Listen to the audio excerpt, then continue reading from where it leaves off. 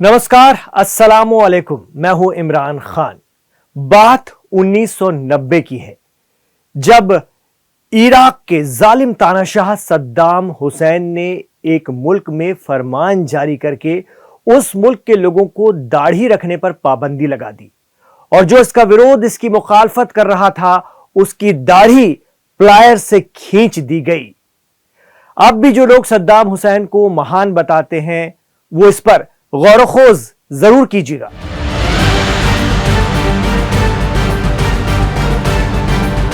बहरहाल, तानाशाह सद्दाम हुसैन की फौज जब हार कर उस मुल्क से वापस जा रही थी तो करीब 750 तेल के कुओं में आग लगा दी।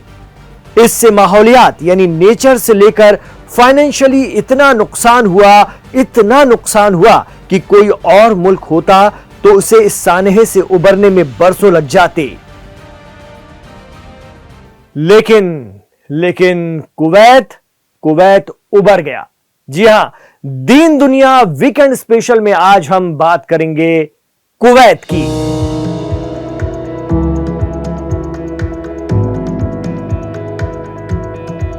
मगरिबी यानी वेस्ट एशिया में अरब अमीरात है कुवैत, जिसकी सरहदें नॉर्थ में सऊदी अरब और नॉर्थ वेस्ट में इराक से मिलती हैं। बहुत छोटा सा मुल्क कुवैत, लेकिन दुनिया के बेहद अमीर मुल्कों में से एक भी। शुमाल से लेकर जुनूब तक की 200 किलोमीटर की दूरी और ईस्ट से लेकर वेस्ट तक की दूरी 170 किलोमीटर है। कुवैत एक अरबी लफ्ज जिसके मायने हैं पानी के करीब एक महल।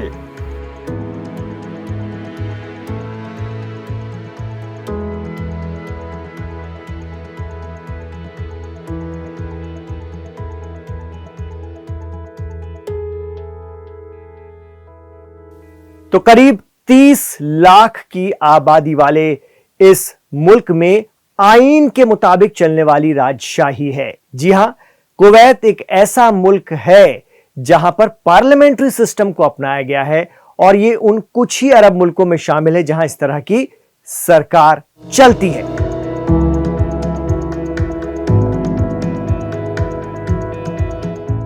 कुवैत सिटी इसकी राजधानी है। इस वक्त कुवैत के अमीर मिशल अल अहमद अल जबर अल सबा हैं। इनका खानदान करीब 3 सदियों से कुवैत के इख्तिदार पर है, लेकिन सरकार पार्लियामेंट्री सिस्टम पर काम करती है। कुवैत सिटी में कुवैत के अमीर का बयान पैलेस इतना शानदार है कि इसे बनाने में ही 1045 करोड़ रुपए खर्च हो गए थे एक दौर में, जो उस वक्त और आज दोनों के हिसाब से अच्छी खासी रकम है।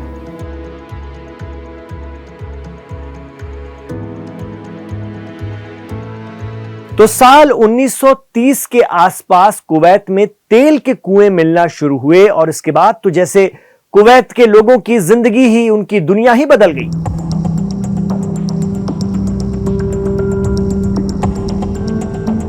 लेकिन उस वक्त कुवैत पर ब्रिटेन का कब्जा था। हालांकि तेल के कुएं भी यहां ब्रिटिश कंपनियों ने ही खोज निकाले थे। दूसरी आलमी जंग के बाद यहां तेल की निकासी शुरू हुई। साल 1952 आते आते कुवैत पर्शियन गल्फ रीजन में तेल का सबसे बड़ा एक्सपोर्टर बन चुका था। और फिर आया 1961 का साल, जब कुवैत को ब्रिटेन से आजादी मिल गई। एक आजाद अरब मुल्क बन चुका था कुवैत।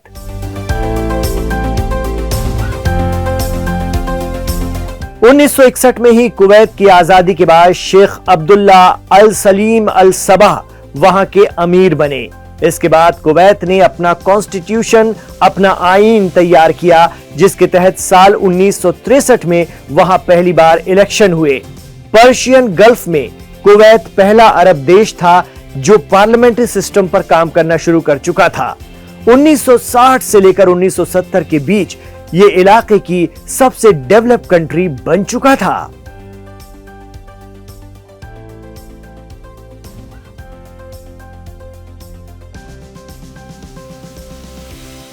फिर आया वो दौर जब आगे बढ़ते, तरक्की करते कुवैत पर जालिम तानाशाह सद्दाम हुसैन की टेढ़ी नजर पड़ी।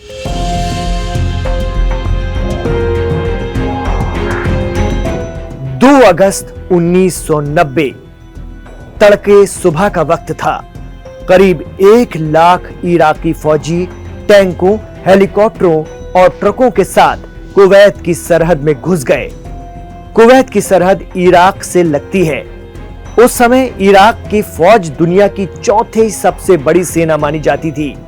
1 घंटे के अंदर वो कुवैत सिटी पहुंच गए और दोपहर होते होते इराकी टैंकों ने कुवैत के रॉयल पैलेस यानी अमीर के घर दसमान पैलेस को घेर लिया। तब तक कुवैत के अमीर भागकर सऊदी अरब पहुंच गए थे। अपने पीछे वो अपने सौतेले भाई शेख फहद अल अहमद अल सबा को छोड़ गए थे। मीडिया रिपोर्ट्स की माने तो इराकी फोर्सेस ने शेख को देखते ही गोली से उड़ा दिया और लाश को टैंक के सामने रखकर उस पर टैंक चढ़ा दिया।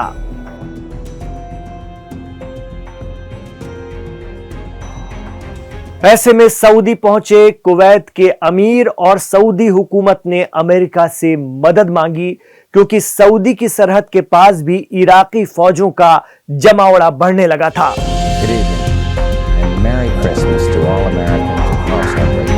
7 अगस्त 1990 को American president George Bush senior ने टीवी पर लाइव आकर कहा कि वो 82वीं एयरबोर्न डिवीजन को सऊदी अरब भेज रहे हैं। ये था ऑपरेशन डेजर्ट स्टॉर्म। वियतनाम जंग के बाद किसी गैर मुल्क की धरती पर की गई अमेरिकी फौजियों की यह सबसे बड़ी तैनाती थी।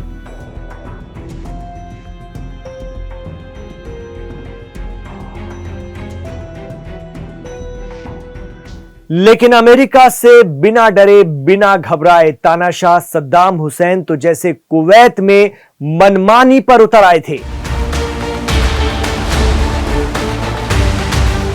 कहा जाता है कि सद्दाम के खुफिया एजेंटों ने खाली किए गए महलों के तहखानों को मुखालिफिन को अजियत देने का चैम्बर बना दिया। कई सड़कों के नाम बदल दिए गए और कुवैत के लोगों को नए आई कार्ड और लाइसेंस प्लेट लेने के लिए कहा गया।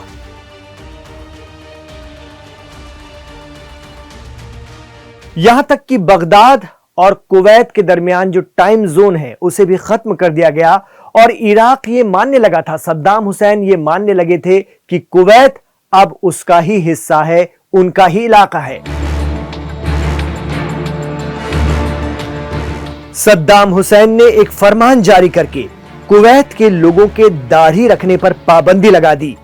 लोगों को इस सुन्नत से महरूम कर दिया गया।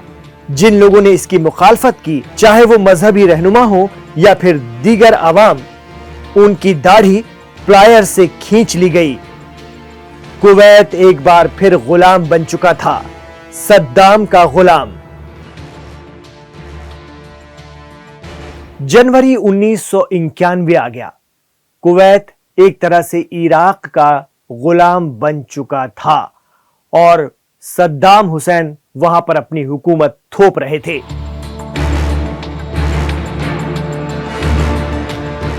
कुवैत के 3 लाख लोग मुल्क छोड़कर जा चुके थे।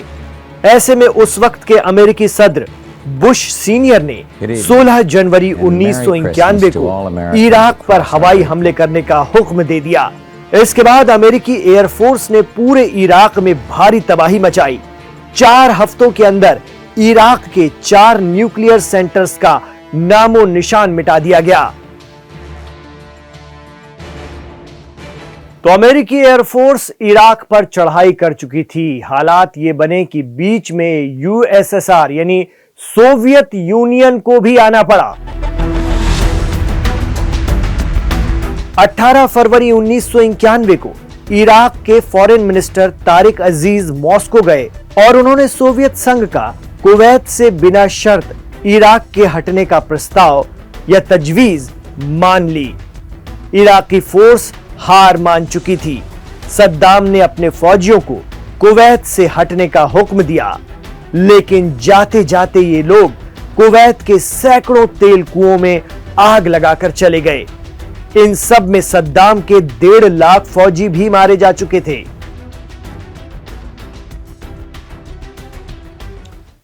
इस पूरे सानहे के बाद भी कुवैत ने हार नहीं मानी और एक बार फिर खुद को तैयार किया, फिर खुद को खड़ा किया और बहुत जल्दी तेल की दौलत से मालामाल ये मुल्क अपने आप को रिवाइव कर गया और इस तरह से रिवाइव किया कि वो एक बार फिर दुनिया के सबसे अमीर मुल्कों की फहरिस्त में शामिल हो गया।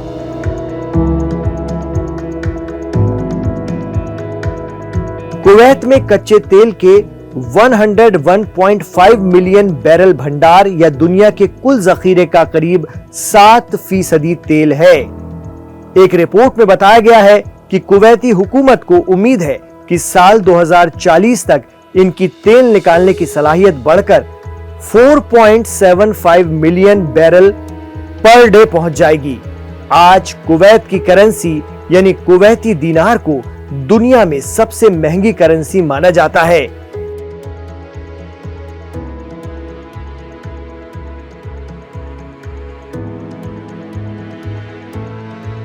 जब सद्दाम हुसैन की फोर्स कुछ माह तक कुवैत में रही तो उन्होंने वहां की करेंसी, वहां की दीनार को हटाकर वहां इराकी करेंसी चला दी थी।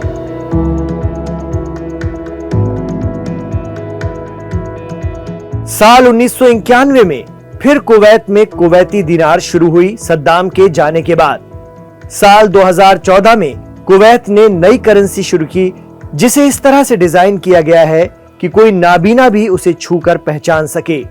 करेंसी की कीमत बहुत ज्यादा होने की वजह से दुनिया भर से लोग कुवैत जाते हैं, काम करते हैं और पैसे कमाते हैं।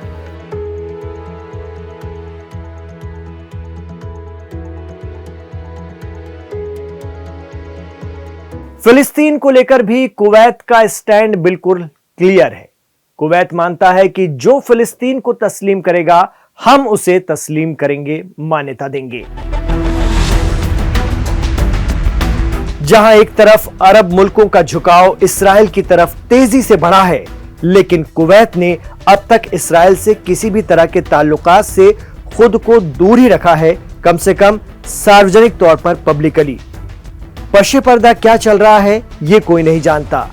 अरब का ये छोटा सा देश बहुत खुलकर तो नहीं, लेकिन हां, गजा में इसराइल की जारहियत यानी आक्रामकता के खिलाफ है।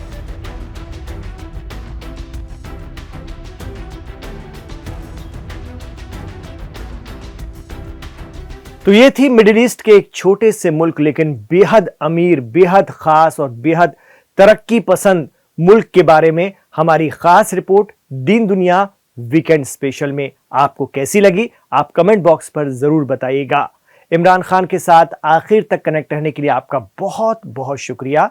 हमारे चैनल लाइव हिंदुस्तान को सब्सक्राइब कर लीजिए क्योंकि इसके साथ जुड़ा है 10 मिलियन से भी ज्यादा सब्सक्राइबर्स का भरोसा। और आपसे एक गुजारिश और रहेगी कि हमारे इस वीडियो शो को अभी लाइक कर दीजिए ताकि ये ज्यादा से ज्यादा लोगों तक पहुंच सके और आप खुद भी इसे खूब शेयर कीजिए, ये आपसे गुजारिश रहेगी।